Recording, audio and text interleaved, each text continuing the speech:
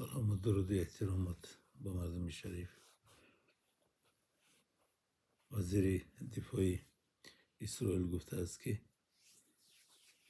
رجب طیب اردوغان رو که تو پلنگ کاغذی هستی، تو خبشین، ما هم تو را هم دفاع میکنیم و اسرائیل هم دفاع میکنیم از ایران. با گفتی بعضی منبع ها در اشخابات با گفتی اندری سیرنکو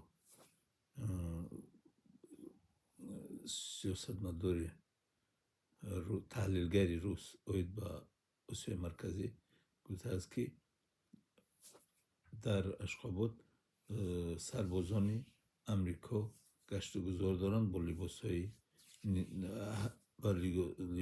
همین شهروندی غیر نظامی، هم در ماشین های غیر نظامی هم گشت و گذار دارند. با گفته اندری سرنگو که او این خبرها را بسیارتر از طالبان میگیرن و فکر اونا هم رفت آمد دارن.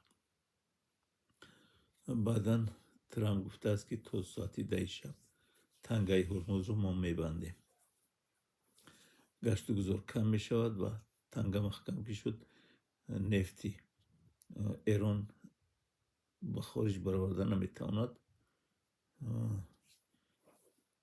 کریزیس یعنی کریز به وجود میاد، تحریم میکند. مقصد امریکا هم در داخل هم اگر کم دکی شود مردم باید که خیزند گفته این چرا هم دیده ایستادن. باز امریکا با چین گفته است که تو با ایران یراق میفروشی، گفته اگر که یراق فروشی ما تو رو تحریم میکنیم، پاشنه در مولایی که تو با دیگران میدی و با ما میدی پاشنه 50% میبرداریم. چین گفته است که نیمو با ایران یگان چی نمیدیم، داد و گریفت هم نداریم. خلاصه وضعیت بسیار متشنج است. خلاصه یک منبع دیگر گفت که منبع اسرائیلی خودش که ایران